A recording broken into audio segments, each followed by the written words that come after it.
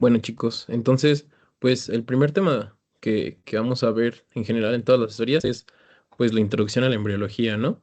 Entonces, bueno, antes que nada, a mí pues en las clases pues igual no pasa nada si no prenden cámaras ni nada. Lo único que a mí sí me interesa un poco es que, o sea, como que sea una clase dinámica, como ya lo mencionaba Gabo, que me pregunten cosas, que saquen sus dudas. O sea, al final, a nosotros no nos ven como sus doctores, ¿ok? O sea, nosotros somos otros chicos que están dando clases. Entonces, todas las cosas que ustedes, pues, o sea, porque yo he estado en su posición, todas las cosas que a ustedes les da pena, pues al final preguntarle al docente con los demás compañeros ahí viendo, pueden traer todas sus dudas aquí. O sea, al final, pues para eso estamos nosotros, para explicarles y para ayudarles, ¿ok?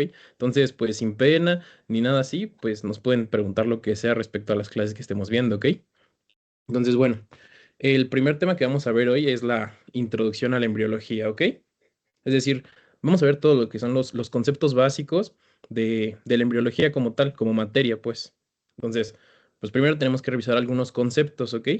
Y pues parte de estos conceptos, pues es entender lo que estudia la embriología y otra ciencia, pues que está muy apegada a la embriología, que es como está bien puesto aquí, la biología del desarrollo, ¿ok? Entonces, pues respecto a las etapas del desarrollo, pues vamos a tener que lo que compete a la etapa prenatal y a la etapa postnatal, ¿ok? Y pues aquí está pues más o menos de dónde a dónde dura cada una. Cuando hablamos de la etapa prenatal, estamos hablando que va a abarcar desde que se da la fecundación de un espermatozoide con un ovocito hasta el nacimiento de este feto, de este producto, ¿ok? Y posteriormente ya pasaría a lo que es la etapa postnatal, es decir, desde que nace hasta que ocurre la muerte de este organismo, ¿ok? Y pues bueno, dentro de estas etapas están estas dos ciencias que ya les mencioné, lo que es la embriología y la biología del desarrollo, ¿ok? Sí es muy importante que ustedes pues entiendan pues la diferencia de ambas. Entonces, la embriología va a abarcar como la etapa prenatal, ¿ok?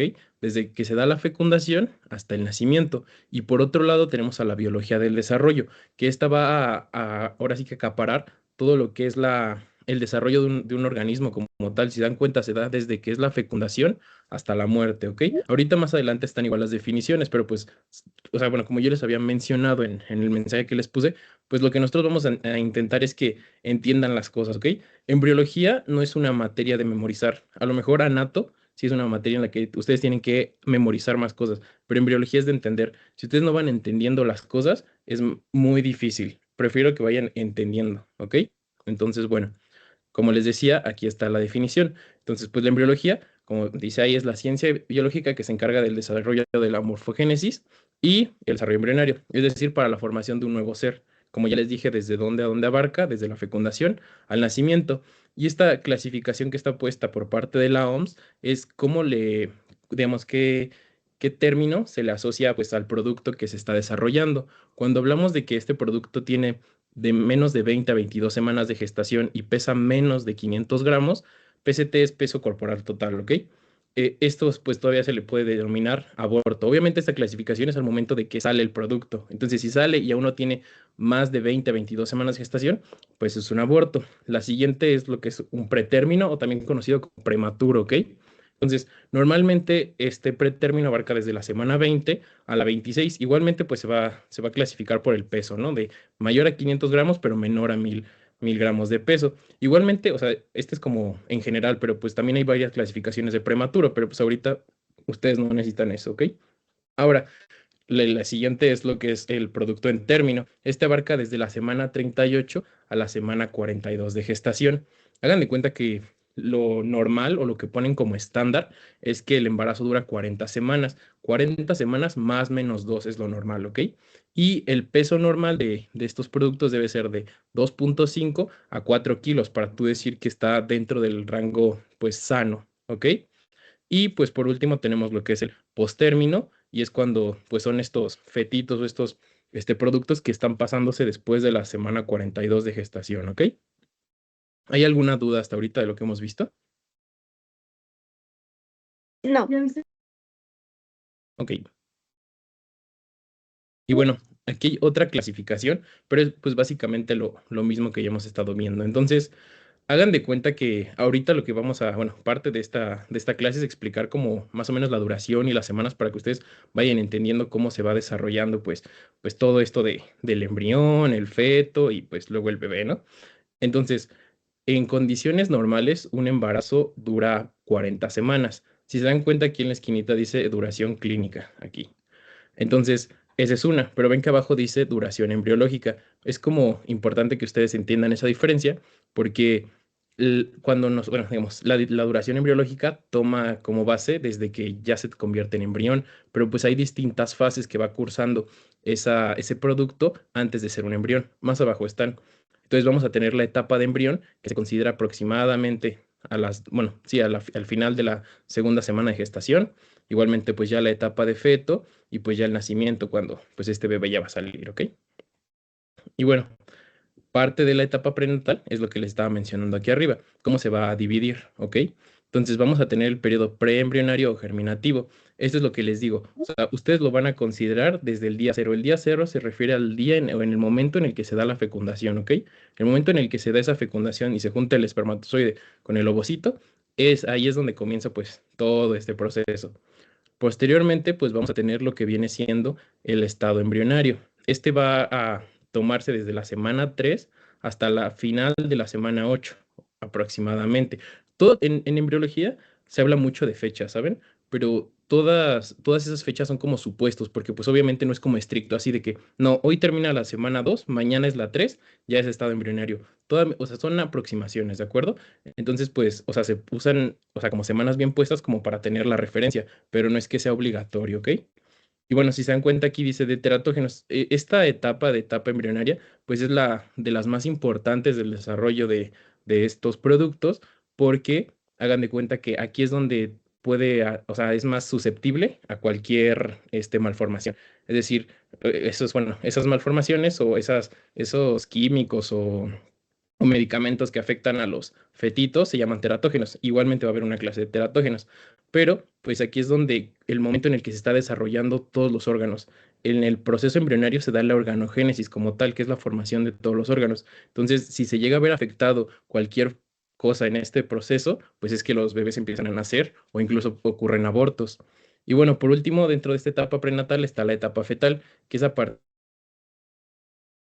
de la semana 9 de para este momento, casi todos los órganos de estos fetitos ya están desarrollados. Entonces, lo único que queda, como bien dice acá, es la maduración. Es decir, ya solo le queda pues empezar a crecer y sus órganos que ya están ahora sí desarrollados tienen que madurar, tienen que empezar a especializarse para que cuando nazca. ¿Ok? Esas son las pues tres etapas que se ven en la etapa prenatal. Y bueno, esto es cómo se va a dividir o cómo se va dando el proceso de que pasamos de tener un espermatozoide y un ovocito hasta llegar a tener un embrión. Obviamente, o sea, aquí está muy corto, pasan un chorro de cosas y incluso hay clases específicas para pues, cada una de las etapas, ¿no? Pero pues, bueno, en resumen, vamos a tener que se da la fecundación, que es cuando el espermatozoide pues encuentra un ovocito y se junta. Ya cuando se da esta fusión, pues vamos a tener lo que se conoce como cigoto o huevo. A partir de este cigoto se empieza a dividir y vamos a tener a las primeras células, que son las blastómeros, o bueno, blastómeros también se conocen. Estas blastómeras pues siguen la división para formar una mórula que en pocas palabras es muchos blastómeros, ¿ok? Y pues esta mórula igualmente se empieza a aplastar, se empieza a acomodar. Les digo que esto lo vamos a ver bien a profundidad para formar un blastocisto y ya luego pasa este blastocisto por medio de diferenciación a un disco bilaminar, luego un disco trilaminar y si se dan cuenta, o sea, está muy chistoso, bueno, a mí se me hace muy chistoso que de un disco de 3 capas de células pasemos a todo un embrión y pues luego un ser humano, ¿no? Pero pues así funciona y es como lo vamos a ir viendo, ¿ok? Bueno, esta es igual, es otra forma de ver las etapas. Si se dan cuenta, esta podríamos decir como es la etapa de las blastómeras que les puse ahí arriba, y ya luego cómo pasa a ser un feto. De hecho, de aquí en adelante ya todos son fetos, pero pues lo único que va cambiando, como bien les decía, es que se va dando esa maduración. Este feto empieza a crecer en tamaño y pues los órganos empiezan a ser pues más especializados, vaya. Bueno, ¿hay alguna duda hasta ahorita de las etapas que hemos visto? No, todo bien. Yo sí tengo una duda. Claro. Eh, eso, la diapositiva anterior Ujú. tiene que ver con, no, esa, ajá, tiene que ver con los procesos morfogenéticos y la Sí, claro. otra es, ¿qué diferencia cuando ya es cuando es un embrión a un feto? O sea, qué Ok, sí. diferencia un feto de un embrión? Sí, muy buena pregunta eso de qué lo diferencia. Haz de cuenta que, o sea, clínicamente o como lo hacen de la forma fácil, es lo de las semanas que les decía. O sea, más que haya como un cambio clave en el embrión, como para facilitarlo y estandarizarlo, cuando empezar a decirle de una manera o de otra, es por las semanas. Cuando hablas de la semana 0 a la semana pues 2 de gestación, se le dice como preembrión o incluso pues literal cigoto, que es el huevo. ¿Ok? A partir de la semana 3 es cuando ya le empiezan a decir embrión y sería aquí no está la imagen, porque lo vamos a ir viendo después en las clases, pero hay un momento que este blastocisto desarrolla, aquí solo se ve como células alrededor, ¿no? Pero hay un momento en el que el blastocisto tiene como unas celulitas, aquí como un huevito de celulitas. Esa cosa se llama embrioblasto y eso es lo que forma el embrión. Entonces, en el momento en el que se diferencia estas células en embrioblasto y otras células que vamos a ver después, es que le puedes empezar a llamar embrión. Ahora, del embrión a lo que es el feto, pues literal es por la forma. O sea, hay un momento cuando está en esta etapa de disco trilaminar que va a sufrir distintos procesos morfogenéticos, como bien decías, y eso es lo que le va a dar la forma de pasar de un disco de 3 láminas a un embrión, ya a un cuerpo, ¿ok? Entonces, eso es como o sea, las cosas como ya específicas que van pasando, pero estandarizado es por las semanas, que tú lo empiezas a empezar a llamar de diferente forma. Igual, pues para no complicarte, o sea, puedes decirle durante todo el tiempo producto y nadie te va a decir que no. No sé si respondí tu duda. Sí, muchas gracias. Sí, igual los procesos morfogenéticos, o sea, sí los vamos a ver y están más abajo. O sea, vamos a ir explicando cada uno, incluso hay ejemplos de cómo funciona cada uno. Y bueno, bueno, lo siguiente que vamos a ver es la duración de la gesta, ¿ok? O sea, siento que pues a nosotros, pues en la vida antes de entrar a medicina siempre nos dicen, no, pues el embarazo dura 9 meses y nos quedamos con eso, ¿no? Y pues sí es cierto, pero hay como un paréntesis dentro de esos 9 meses, ¿ok? Entonces, ¿alguien sabe cuántos días dura un embarazo? En días, no en semanas. En semanas ya vimos que son 40. ¿En días alguien sabe? 280. Exacto, muy bien, 280, ¿no? Entonces, eso, o sea, está estandarizado que el embarazo dura 280 días. Perdonen mi letra, pero es que no puedes poner el iPad y estoy en la compu y es horrible escribir en la compu. Pero bueno, son 280 días.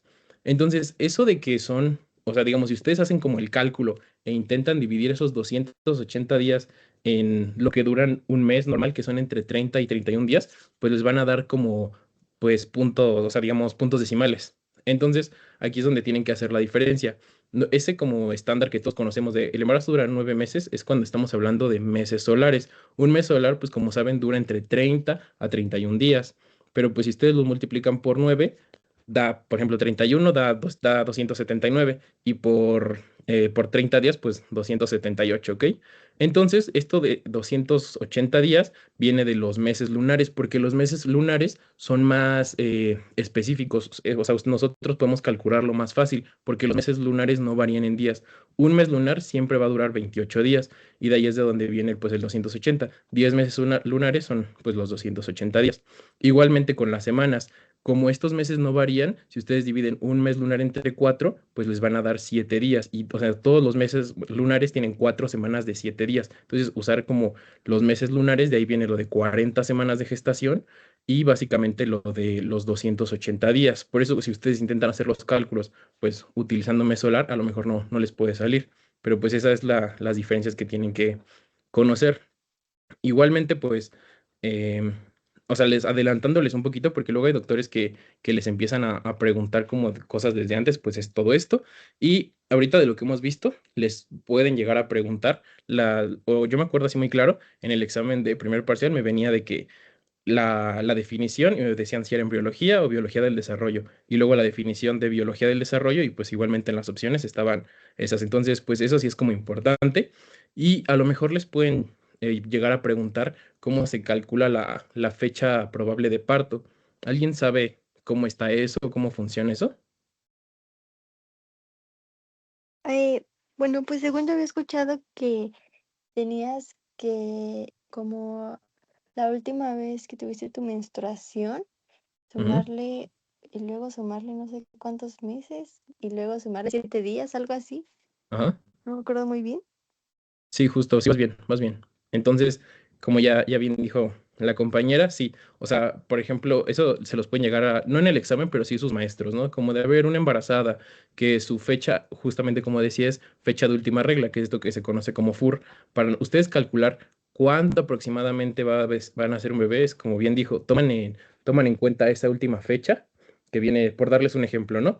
El 29 de, hoy que es 29 de enero, ¿no? El 29 de enero de una chica fue su última fecha de menstruación o de regla, pues. A esta fecha, ustedes le tienen que sumar 7 días, ¿ok? Le van a sumar 7 días. Y le van a restar 3 meses y le tienen que sumar un año, ¿ok? Siempre, siempre es así.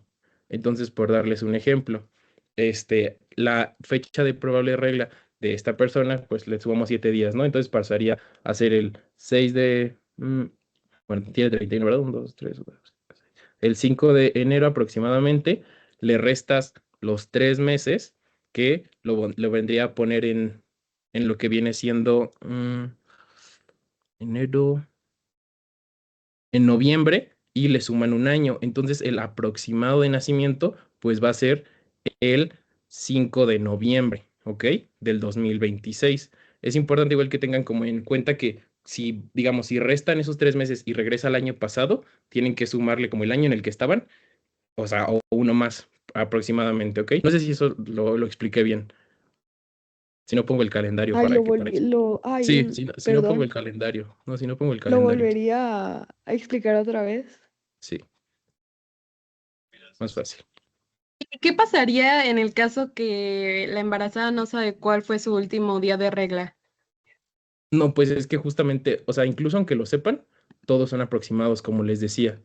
Y pues lo deberías como, o sea, obviamente, pues yo sé que no todas las chicas lo van a saber, pero pues normalmente si son regulares, pues le puedes preguntar como aproximadamente cuándo es cuando ella menstrua, porque por ejemplo, si es una persona irregular, tú nunca, no, o sea, es muy difícil calcularlo, porque a lo mejor es una persona que pasa 3 meses sin menstruar y luego menstrua una vez y luego otros 3 meses, aquí no puede aplicar, o sea, únicamente es cuando conoces la fecha de última regla. Entonces, bueno, les decía. Tomamos en cuenta que la fecha de última regla de esa persona fue el 29, ¿no? De enero. Entonces, a esto le vamos a sumar 7 días. 30, 31. Sí se ve el calendario, ¿verdad? Sí. Ah, ok. Sí. 30, 31, 1, 2, 3, 4, 5, ¿no? El 5 serían los 7 días. A esto se le tiene que restar 3 meses. Entonces, ya pasamos a febrero. Ahora, -1 es enero, -2 es diciembre y -3 es noviembre. Entonces, ya estamos en el 5 de noviembre. Y a esta fecha, que es noviembre del 2025, se le suma un año completo, ¿ok? Entonces, nos vamos a lo que viene siendo noviembre del 2026 y tú le puedes decir a esa chica, no, pues probablemente el parto sea entre el 5 de noviembre, alrededor de esta semana, ¿ok? No sé si ahora se explicó mejor. Sí, Sí. sí, ya. Va. Pero sí, esa es la regla, se llama regla de Nagel y es 7, o sea, más 7 días menos 3 meses más un año. Y pues toma como base la fecha de última regla. Y bueno, Espera, dentro, espera, espera. regresando. Dime. Antes de que pases a la que sigue, Ujú, es que en el chat pusieron qué significa. Si quieres, regrésate a donde está la regla, ujú. bueno, como línea del tiempo. Ajá. ¿Esa? No, ¿O cuál? la que es el esquema del Moore. ¿Esta? Ándale, esa. Es que pusieron que qué significaba UPM. Entonces, UPM es el último periodo menstrual o que es exactamente lo mismo que la FUR, ¿va? Ujú. Ahora, es importante mencionar la diferencia de los días desde que fue la fecundación hasta, o sea, desde que fue la fecundación hasta que nace el producto, ¿va? Porque igual en los exámenes luego les ponen preguntas trampa. Van a cambiar. Son 280 días desde la fecundación hasta que el producto nace, como bien lo explicó Ernesto. Pero si se dan cuenta, ahí hay un desfase de 2 semanas, que es cuando pues no se sabe cuándo fue exactamente la fecundación, ¿sale? Entonces, son 280 días desde que se da la fecundación hasta que el producto nace, ¿va? Pero la academia luego también les pregunta en los exámenes cuántos días dura un embarazo desde la FUR o el último periodo menstrual, ¿sale? Y ahí van a ser 260, ¿sale? que son estas 2 semanas que quedan volando, ¿va? Estas 2 semanas que quedan volando las vamos a explicar cuando veamos ciclo sexual femenino, pero pues a grosso modo en estas primeras 2 semanas es el periodo en el cual prácticamente todo el tejido endometrial tiene que prepararse para poder recibir al embrión, ¿va? Entonces, no sé si me voy a explicar. Son 280 días desde que se llevó a cabo la fecundación hasta que el producto nace, pero son 260 si se toma como parámetro la fecha de última menstruación, ¿va? Y en los exámenes igual les pueden preguntar desde la fecundación o desde la fecha de última menstruación. Era lo único que quería acotar porque tenían igual duda ahí en el chat. Vale. ¿Y por qué cambia, bueno, por qué bajan los números de días desde o sea, cuando se cuenta desde la menstruación a cuando es la fecundación? Porque justo se trata de dar como un aproximado. Cuando veamos ciclo sexual femenino, les va a quedar como más claro. Justo cuando se da la ovulación, que es en el día 14, Ujú. el ovocito tiene que pasar por las tubas uterinas y encontrarse con el espermatozoide, ¿sale? Entonces, eso hace que no se dé como un buen estimado y a ese periodo de esas 2 semanas se le va a conocer como fase lútea, ¿sale? Como les digo, eso lo vamos a ver cuando veamos el tema de ciclo sexual femenino y de hecho yo les vuelvo a mencionar ahí que esas 2 semanas es lo que hace que cambie de si se toma en cuenta desde la fecundación o desde la fecha de última menstruación. Ujú. Disculpe, ¿cómo dijo que era la pregunta? Ajá, les pueden preguntar el periodo, les pueden poner en el examen así como de una gesta normal a partir de la fecha de última menstruación es considerada normal y les pueden poner opción A, 260, 270, 280 o 290, ¿va? Entonces tienen que fijarse ahí si les están preguntando a partir de la fecha de última menstruación o desde la fecundación, ¿va? Ya vimos que si es desde la fecundación son 280 y si es desde la fecha de última menstruación son 260. Gracias. Nada. Y bueno, continuando un poco donde habíamos quedado, pues lo siguiente que vamos a ver es la biología del desarrollo, que ya les había explicado un poco más arriba, desde dónde abarca esta biología del desarrollo. Y pues bueno, aquí está la definición, ¿no? Ciencia que estudia los cambios y eventos de tipo anatómico y funcional de cada individuo, ¿no? Y ya les dije desde dónde abarca. Aquí sí que se dan cuenta, abarca desde la fecundación hasta la muerte. Esto les digo que sí lo preguntan, o sea, con base en una definición que les pongan, les van a decir, ¿es biología del desarrollo o es embriología? Esas dos me acuerdo que venían.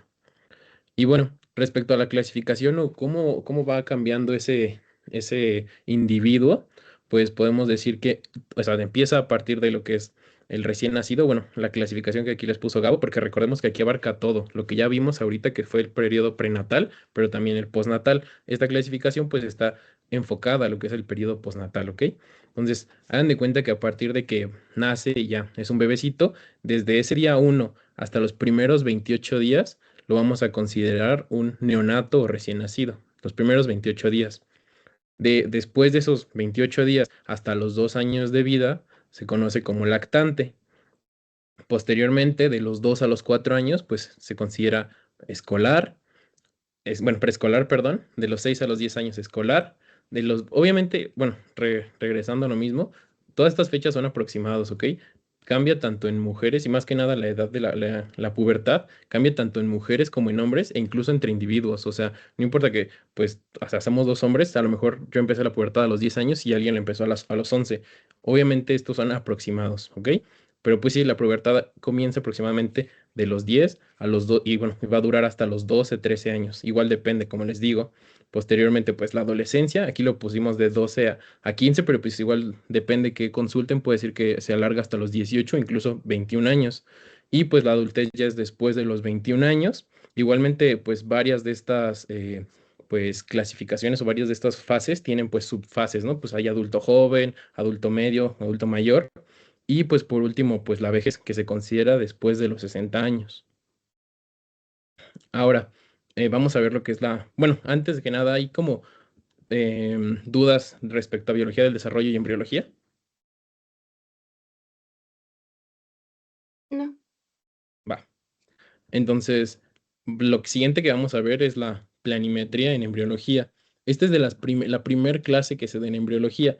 La planimetría es como para que ustedes puedan entender cómo está cuando se posiciona un cuerpo, lo que están viendo. En embriología esto es muy importante, muy importante. Gabo ya les mencionó que muchas cosas en embriología se las tienen que imaginar y eso es porque muchas imágenes que vienen en los libros son como cortes, es decir, no es el individuo completo, es que agarran y cortan justo aquí donde les acabo de poner en azul y esa es la imagen que te proyectan. Entonces, pues es importante que ustedes como vayan entendiendo este concepto y cómo se está acomodando el embrión cuando hablamos de algo ventral, dorsal, ¿ok? Entonces, esta imagen está muy bien porque ustedes pueden ver como la comparación de un humano pues ya desarrollado, cómo se acomoda y pues por otro lado un embrión, ¿no? Entonces, pues en anatomía normal ustedes lo ven así como está en el lado izquierdo. Lo que es superior, pues es pues hacia arriba, hacia la cabeza, inferior hacia los pies, derecho, izquierdo, anterior y posterior. Igualmente, si se dan cuenta, hay como unos rectángulos alrededor de esta persona y esos son los planos. Los planos se usan como para representar cortes, es decir, literal, si cortaran a esta persona a la mitad y quieren ver las cosas que están por dentro, o sea, para ver a qué nivel están y cómo las están representando, ¿ok? Entonces hay tres planos principales, lo que es el plano transversal. El plano transversal literalmente es como si cortas, no importa a qué nivel, a lo que es esta persona, ¿ok? De forma horizontal, como está bien puesta. Igualmente vamos a tener planos coronarios, bueno, coronales, que es un corte, pero de derecha a izquierda, sobre todo el eje de la persona. Y por último, vamos a tener lo que es el plano sagital, que igualmente es un corte, pero anterior y posterior. ¿Se entendió como la diferencia de los planos y cómo están representados? Sí. Sí. Sí. Vale. Y ahora, pues lo que vamos a hacer es traslaparlo a lo que es un embrión, ¿ok? Normalmente cuando es en embriología, en vez de usar la palabra superior e inferior, se usa cefálico o craneal y caudal, o sea, es decir, hacia la cabeza y hacia la cola, que es caudal, ¿ok? Ese es como el único cambio importante. Y pues los cortes vienen siendo lo mismo, nada más que hagan de cuenta que, pues obviamente cuando los embriones se van desarrollando, las manos y las piernas van a salir hacia adelante, ¿saben? Como si fueran perros, por darles un ejemplo, y ya después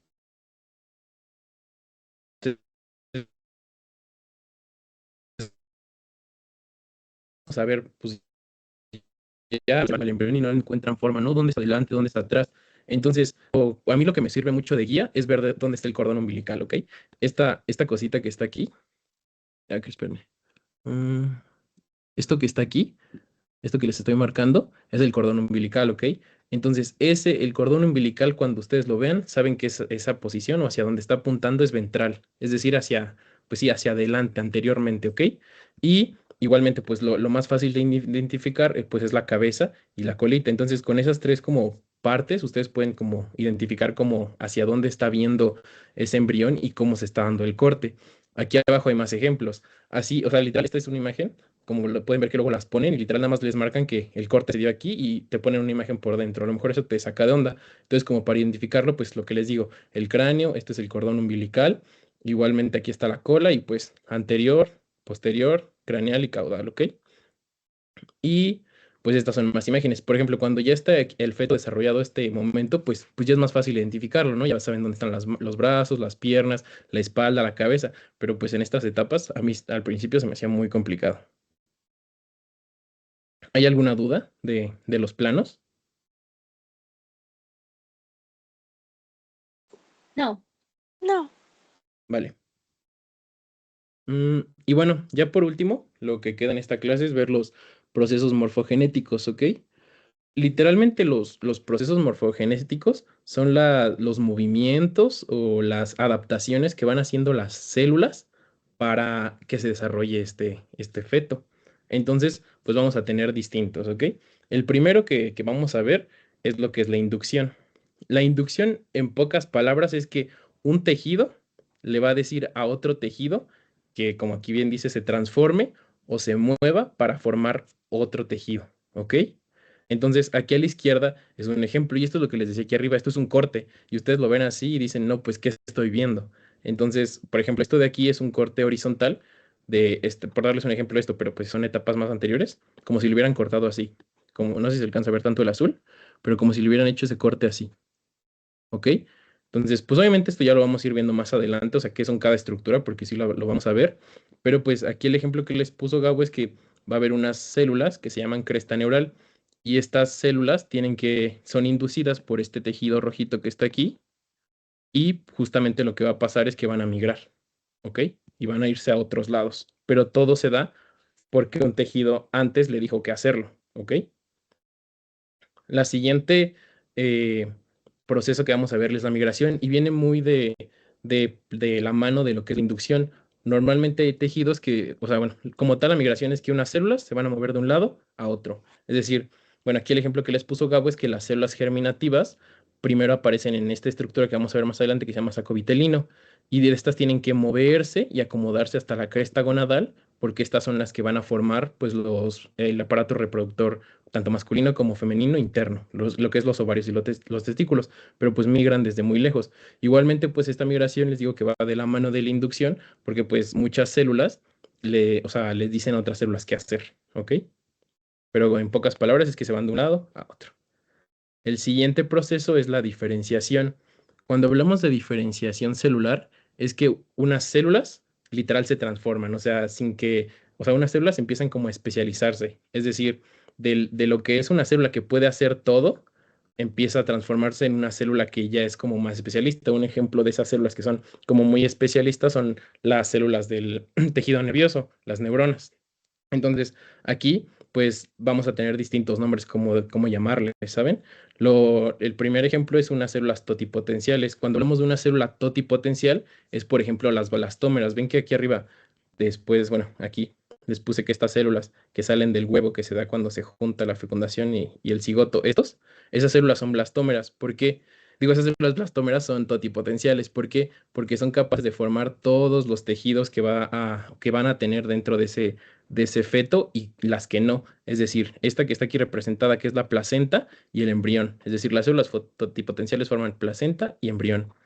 Luego vamos a tener las células pluripotenciales, que vienen de las totipotenciales, pero ya cuando se especializan para formar lo que es el embrión. Entonces, esas células pluripotenciales únicamente pueden formar embrión, ya no pueden formar placenta. Posteriormente, vamos a tener células multipotenciales. Por darles un ejemplo, bueno, aquí abajo están los ejemplos que ya más o menos les estaba diciendo. Por darles un ejemplo, las células multipotenciales son las hematopoyéticas. Hagan de cuenta que todas las células que están en la sangre vienen de una misma línea. O sea, no es como que, o sea, haya células específicas. Todas empiezan a salir de una misma línea. Y pues justamente es porque esas células pueden formar, pues, distintas. Y por último, aquí una célula unipotencial, es decir, una célula que solo puede formar ese mismo tipo de célula. Por ejemplo, la célula madre de las neuronas, pues únicamente va a poder formar neuronas. Aquí en el ejemplo que les ponía Gabo, es la célula madre de los hepatocitos, que solo va a formar hepatocitos, ¿ok? Y eso es lo que se refiere a la diferenciación, es decir, que se vayan especializando las células para formar únicamente un tipo de tejido.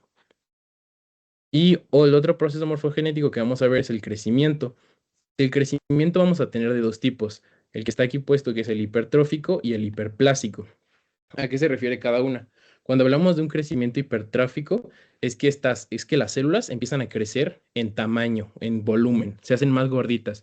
Y el ejemplo, pues, más específico, pues, es las células musculares. Ustedes saben que, pues, cuando uno se ejercita, estas células empiezan a crecer, pero no es que crezcan en tamaño, en número, perdón, es que crecen en tamaño, se hacen más grandes.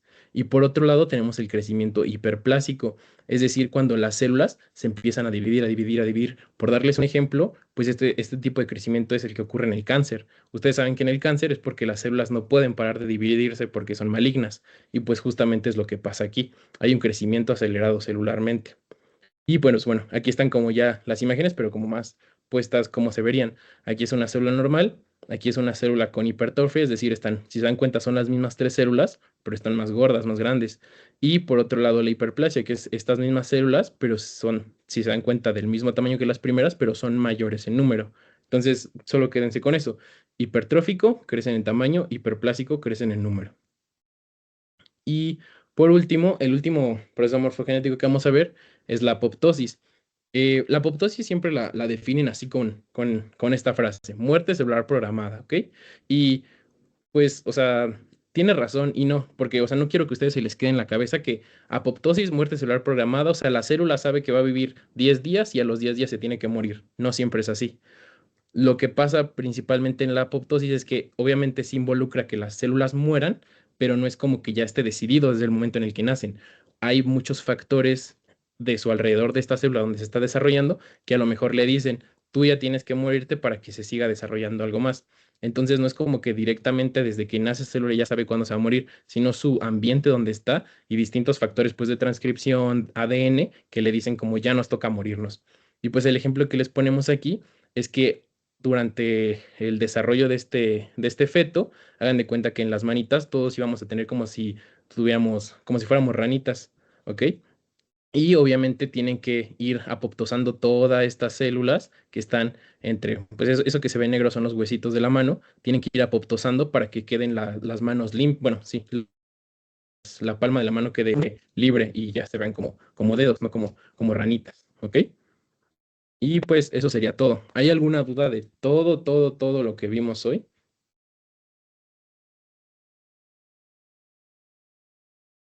Yo tengo una duda Sí. bueno, en la parte de diferenciación entre Ujú. la multipotencial y la pluripotencial. Multipotencial y pluripotencial. Ok.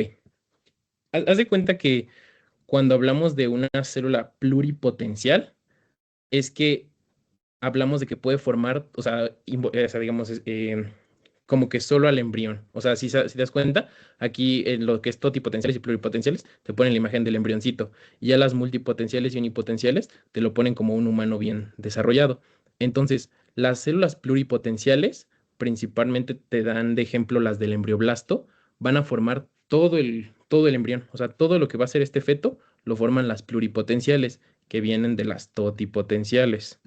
Ahora, las multipotenciales, te digo que ya es como en una persona desarrollada porque nosotros incluso tenemos células multipotenciales. Nosotros ya no tenemos células pluripotenciales, o sea, los humanos pues ya mayores no tienen células que puedan formar todos los tejidos, pero sí tenemos células multipotenciales. Te daba el ejemplo de las células hematopoyéticas. La célula madre hematopoyética, te digo que forma reticulocitos, forma plaquetas. Entonces, de esa misma línea se forman varias células. Pero, o sea, las TOTI y las pluri son como más cuando estamos hablando del embrión. Las multipotenciales es más de como el humano desarrollado y pues nosotros ya no tenemos como tal pluripotenciales. No sé si, es que igual esto se va a ir como aclarando cuando pues veamos lo de las líneas germinativas, es decir, ese estadio de 3 de disco trilaminar y todo eso, pues ya como que voy a ir haciendo, bueno, se va a ir haciendo hincapié en ese tipo de células, pero no sé si te quedó más claro. Sí, sí, me quedó más claro. Muchas gracias. Vale. ¿Hay alguna otra duda? Y en el caso de las totipotenciales y las Ujú. pluripotenciales, ¿cómo se diferencian? O sea, es que quiero que hagan de cuenta que es como si fueran una serie de pasos, ¿saben? O sea, primero son células totipotenciales, es lo que les decía aquí arriba. Hagan de cuenta que se da la fecundación y la primera célula que se va a formar de esa fusión de dos células es el huevo. Y de este cigoto se empieza a dividir y forma blastómeras. Estas blastómeras son células totipotenciales. Totipotenciales porque pueden formar todos los tejidos que va a tener ese embrión, más tejidos que no tiene. A ese tipo de O tejidos que no sea, tiene se profe, conoce como perdón que lo anexos interrumpa embrionarios. tantito. ¿Perdón? Perdón que ¿Perdón? lo ¿Perdón? interrumpa tantito, pero Sí. las totipotentes es porque pueden crear un ser individual, pues. Por eso a veces hay que son gemelos, son trillizos, cuatrillizos. ¿Sí, no? No, no, no, no, no, no, no, no, O no, no, no. como, Te estás yendo muy lejos. ok. Eso de cuando se da de que trillizos y gemelos es porque hay una doble fecundación, ¿ok? Esa es una cosa aparte. Ahorita estamos viendo únicamente de cómo se desarrolla un individuo por sí solo, ¿ok?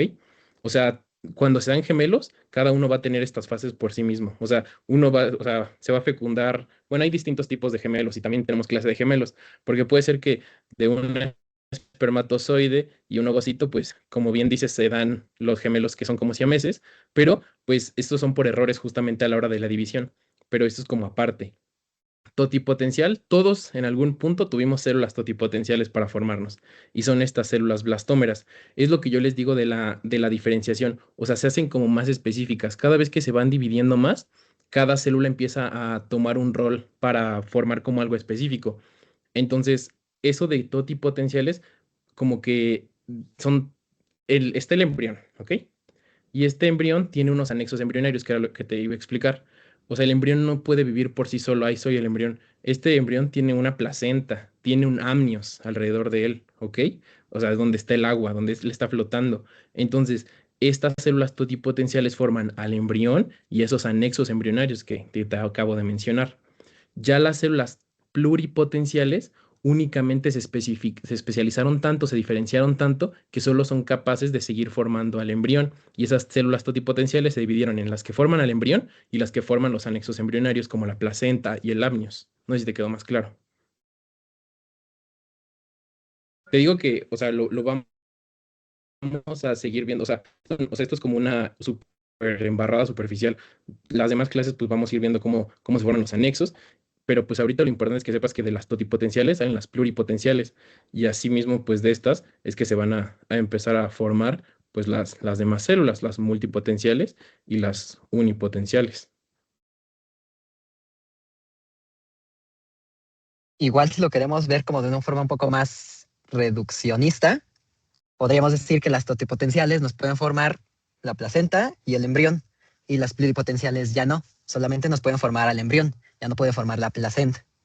Eso ya sería como de una forma más reduccionista o simplista.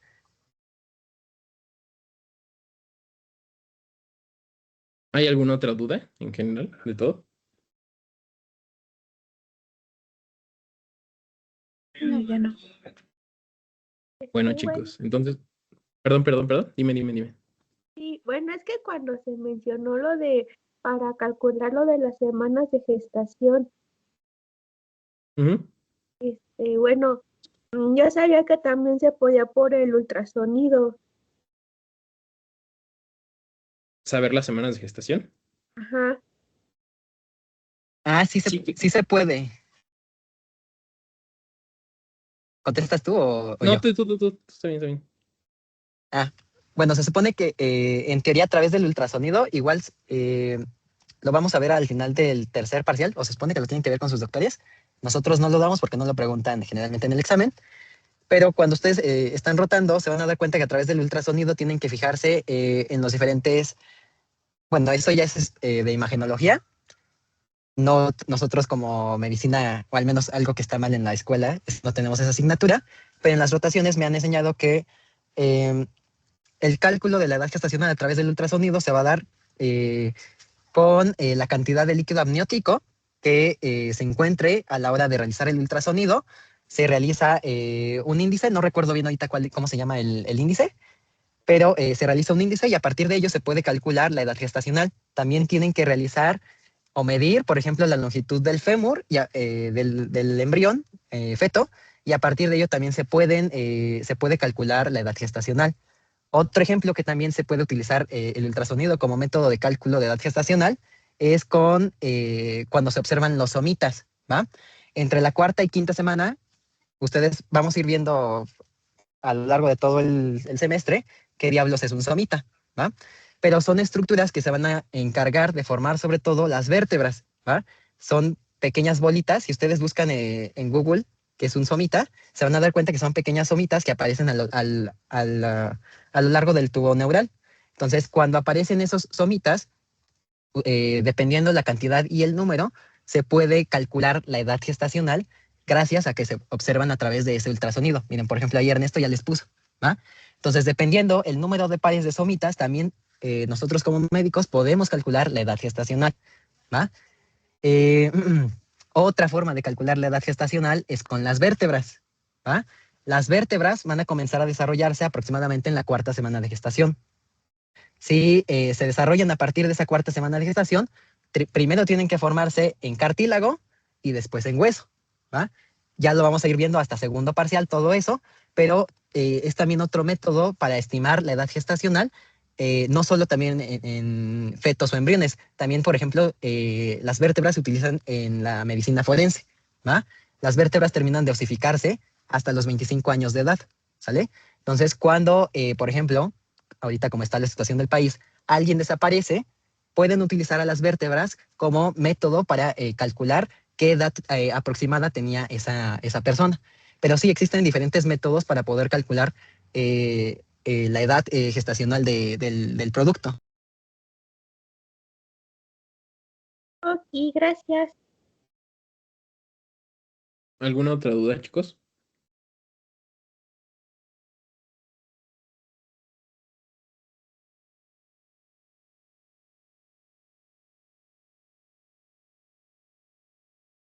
Ocurren más malformaciones en la etapa embrionaria porque es más susceptible a teratógenos. Un teratógeno, bueno, si quieres explícalo tú, Ernesto. Pues como tal, un teratógeno, pues es que, digamos, hay distintos tipos de teratógeno. Podemos llamar teratógeno desde un virus, una bacteria, la radiación, medicamentos, o sea, fumar, todo lo que afecte el desarrollo de ese embrión de una forma, o bueno, de ese feto de una forma adecuada, se considera teratógeno, ¿ok? Entonces, como ya les había dicho, en la etapa de embrión, como ya dijo Gabo, lo que viene siendo de la tercera a la octava semana de gestación, es donde se dan los desarrollos más importantes, es la organogénesis. Así, ese es el momento en el que todos los órganos, porque hagan de cuenta que el desarrollo de los fetos no es como que no es una lista, no es como primero se forma el cerebro, luego se forma el corazón, no.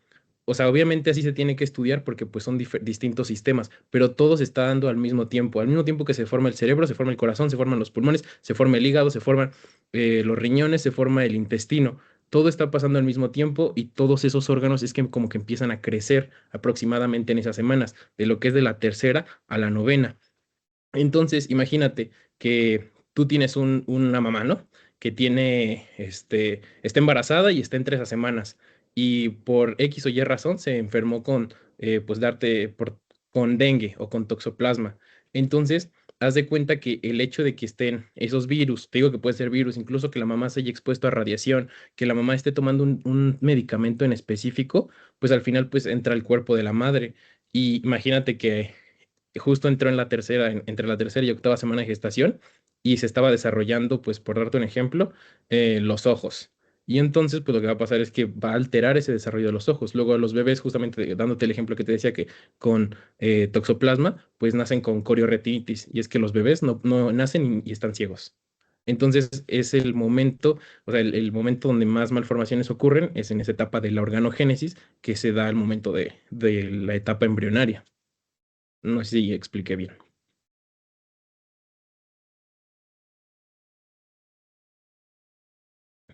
Vale.